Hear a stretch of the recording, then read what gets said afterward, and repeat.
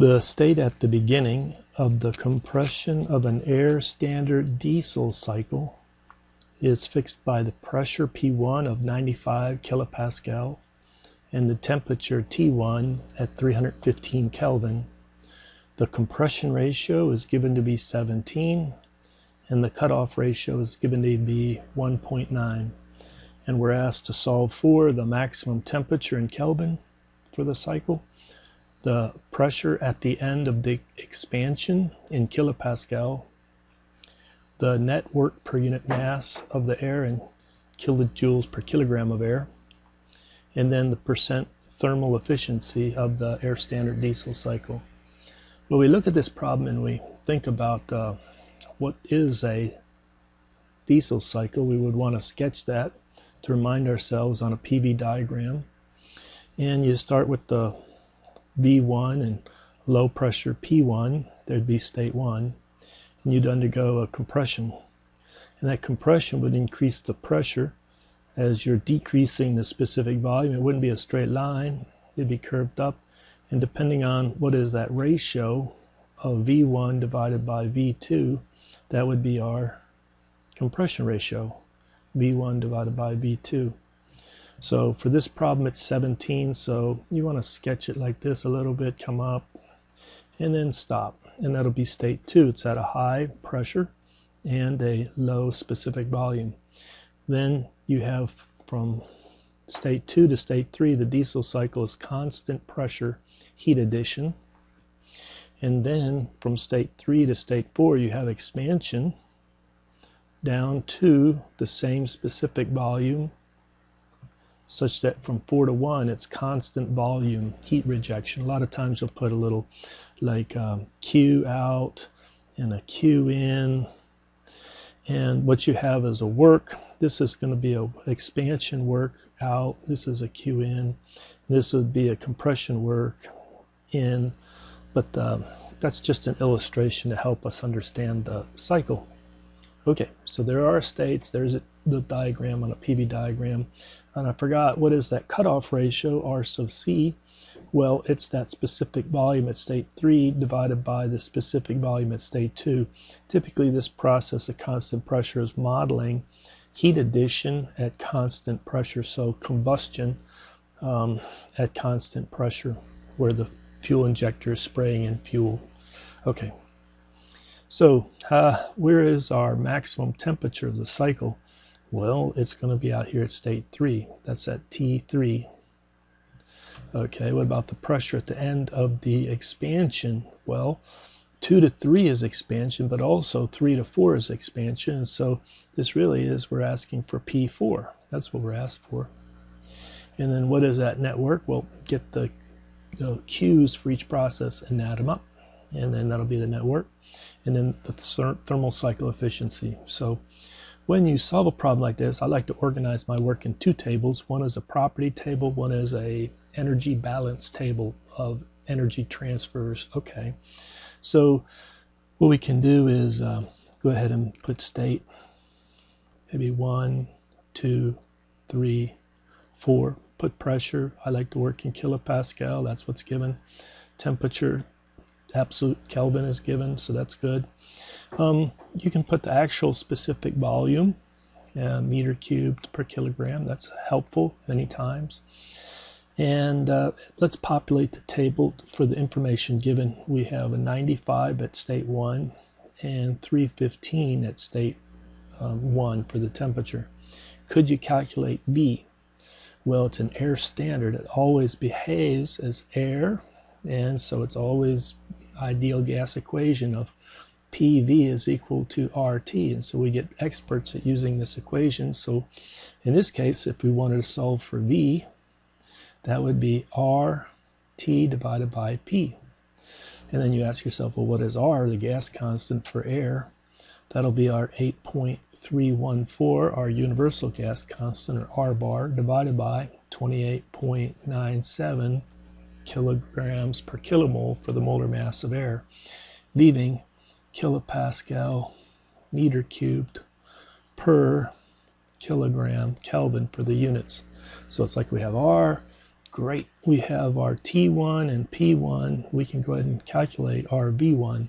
And so 0.95159. You think about it, you can calculate now V2. Why? Well, V2 is equal to V1 divided by the compression ratio of 17 for this problem. So we can just populate this table, 0.05598. How about V3? Sure. So V3 is equal to V2 times the cutoff ratio. We just calculated V2. The cutoff ratio is 1.9. So we calculate 0.10635. And then to finish it out, you know that V4 and V1 have to be the same, 0.95159. You can solve this problem without, fully populating a table like this, but I think it's helpful. Okay, now we're stuck trying to figure out how are we going to calculate maybe the pressure and the temperature at state 2. Well, if it's an air standard diesel cycle, sometimes you'll put it like this: it's insulated or no heat transfer or adiabatic from 1 to 2, and it's reversible, no entropy generation, hence it's isentropic. Sometimes we'll put S equal to a constant. Likewise, we'll put S equal to a constant. It's isentropic from 3 to 4. And if you want, you come over here and you go P is equal to a constant. And then from 4 to 1, I know I'm cluttering it up, but V is equal to a constant for each of those processes. So when you have an isentropic process and you're trying to model this like air standard Otto or air standard diesel or air standard Brayton cycle, you ask yourself, do I want to use the tables? Do I want to use the air table, which accounts for variable specific heats, or do I want to use constant specific heats? What is the approach that I want to use? Constant C sub P's or C sub V's. Okay, you look at the problem statement, and did they give you a K? If they gave you a K like 1.4, then you're going to use constant specific heats. They didn't give us a K of 1.4. It didn't say use constant specific heats. Now, they didn't say use the air table and didn't account for variable specific heats, but that's the choice. So if you use the air table, one of the great things about the air table is this column P sub R and V sub R for S equal to constant processes. And so for the process 1 to 2, it's constant entropy.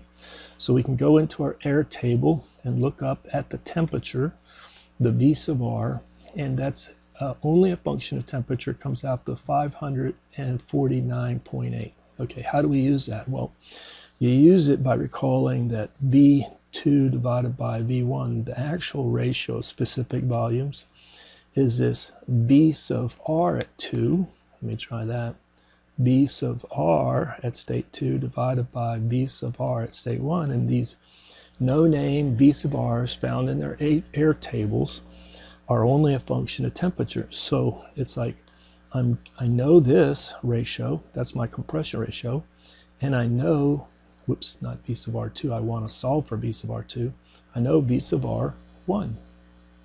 So you take this V sub R1, which we put in their table, and you multiply or divide by the compression ratio, so it comes out to be 32.34. You can put more digits in there. The only thing I don't like about the air table is that's not going to land on a line of the air table, and now you want to look up in the air table the temperature T as a function of V sub R at state 2. That will give you T2.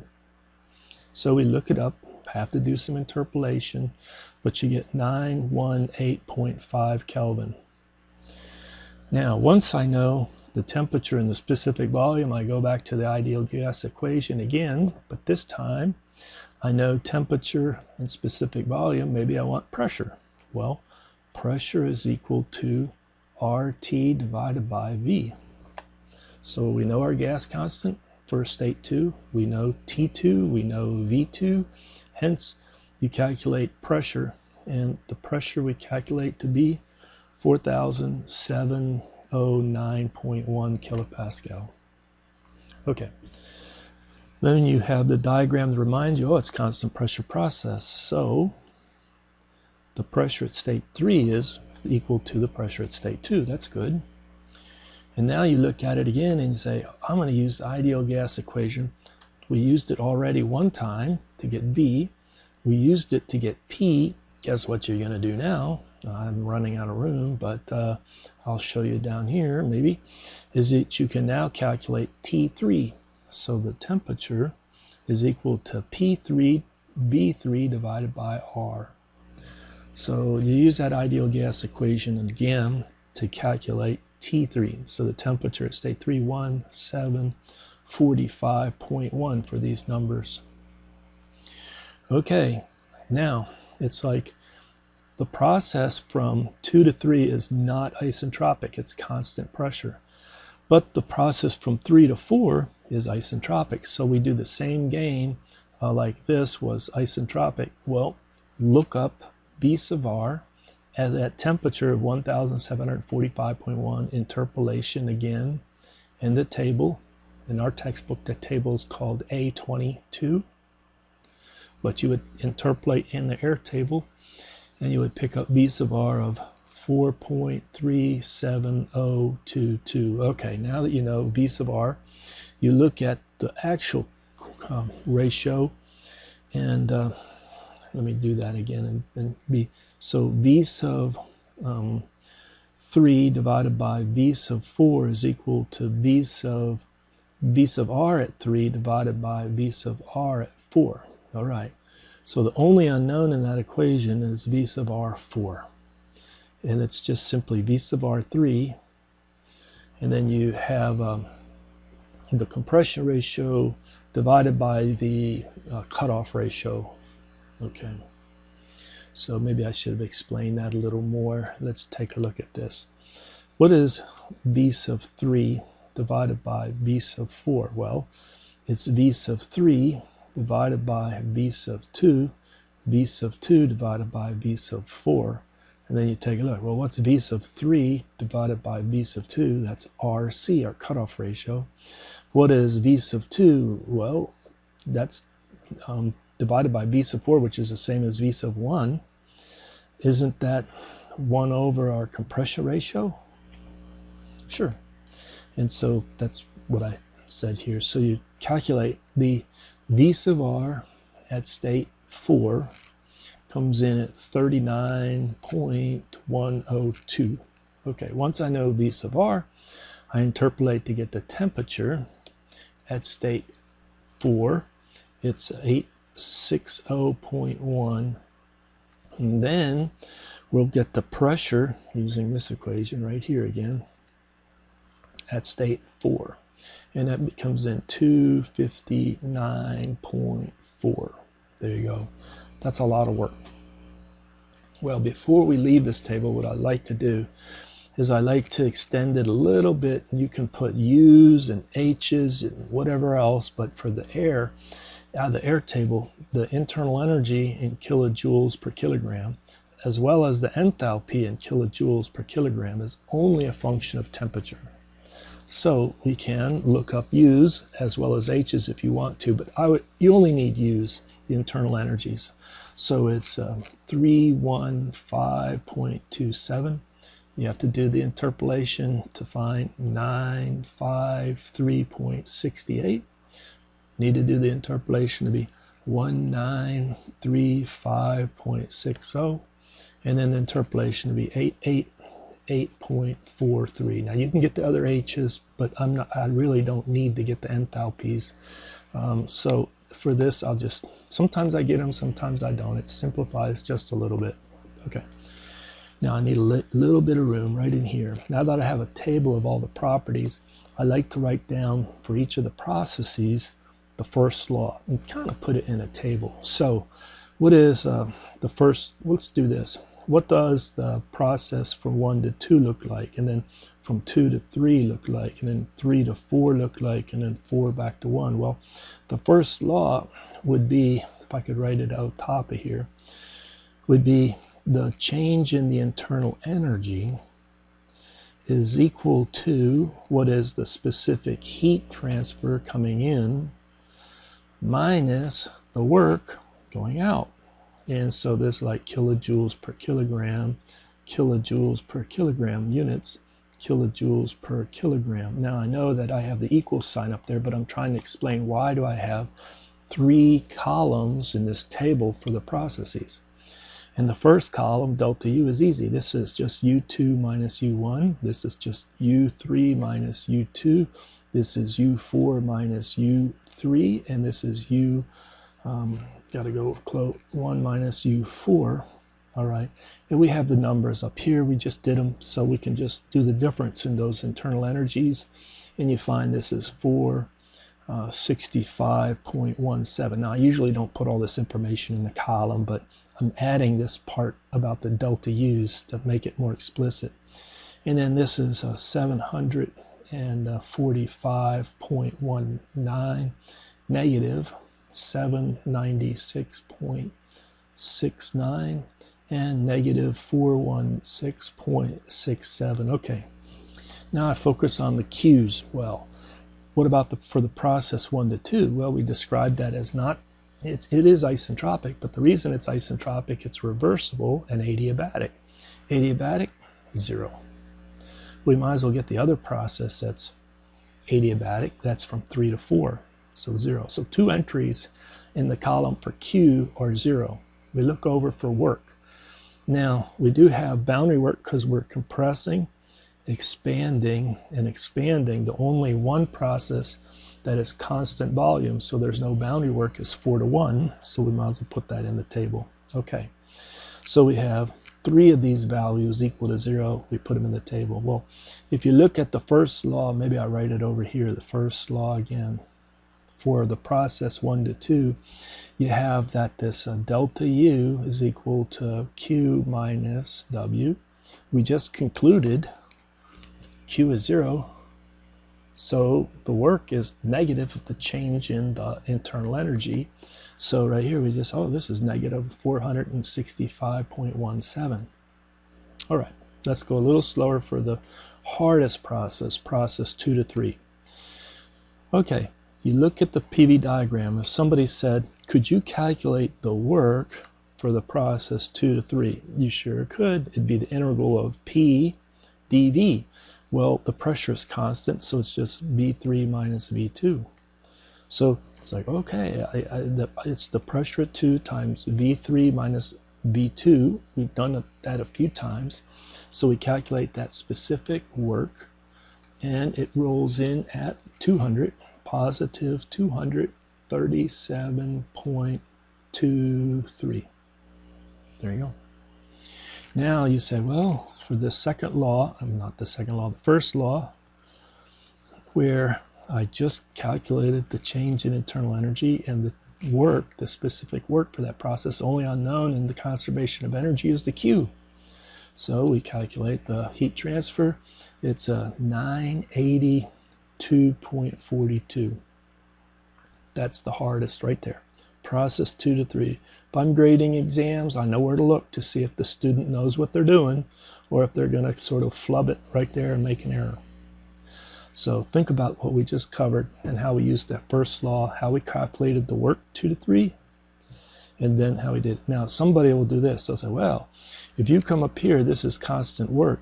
If you give me H2 and H3, I can just write that Q 2 to 3 is going to be that enthalpy at state 3 minus the enthalpy at state 2.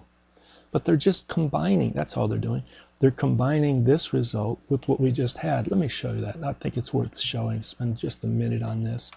So let's write out the equation. We had first law, which was U3 minus U2 is equal to Q 2 to 3 minus the work 2 to 3. Well, we just calculated the work. Let's substitute. That's equal to P2 V3 minus V2. Okay.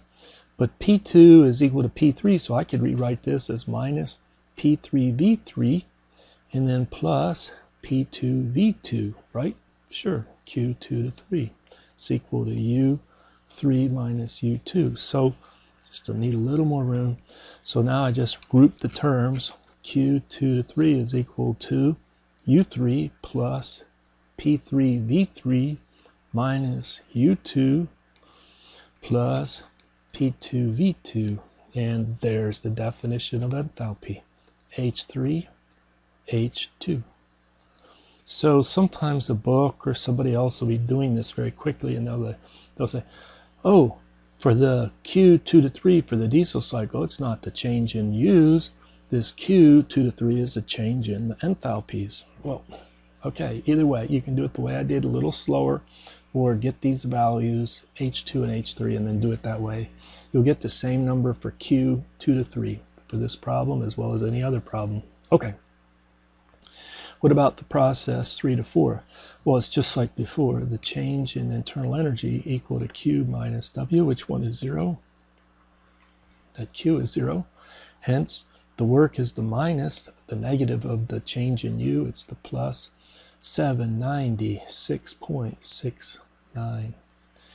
And then you go back to the process 4 to 1. Here, delta U is equal to Q minus work. Well, the work 4 to 1 is 0. And so that's the same, so it's negative 416.67. Now, you can just do it as a check. If you do the sum of the change in U's, that'll be a big 0. It has to be. But if you do the sum of the Q's, you get Q net. 565.76. And if you do the sum of the works, you get W net. And that's equal to the same 565.76. And if they weren't the same, then you would look for an error. Q net must equal to W net for a cycle.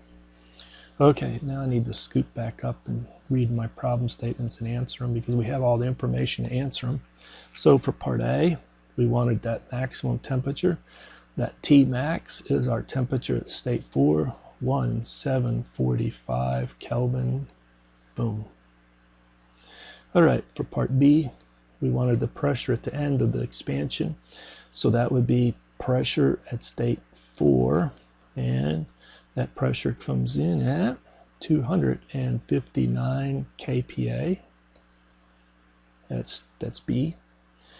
The net work per unit mass, well, we just solved for that. That's right here. So part C, W net is equal to 566 kilojoules per kilogram. And then the percent thermal efficiency. Well, our thermal efficiency is our work net over where we added heat. We only added heat in the process 2 to 3 and brought it into the cycle.